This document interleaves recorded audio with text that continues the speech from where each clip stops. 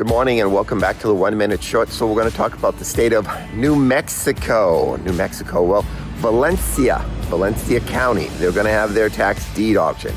And remember, in a tax deed auction, you're going to be bidding to own the property.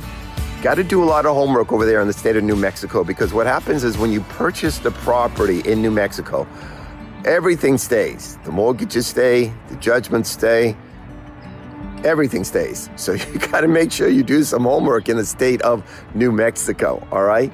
Hey, get ready. Okay, remember Monday nights at 6 p.m., go to taxsalesclass.com, taxsalesclass.com. Learn about the tax sales, tax lien deed and redeemable deeds at taxsalesclass.com, 6 p.m., So get some good education over there. And remember, follow us on Facebook, Instagram, TikTok, YouTube, and we join LinkedIn too. Thanks for all your support. Bye-bye.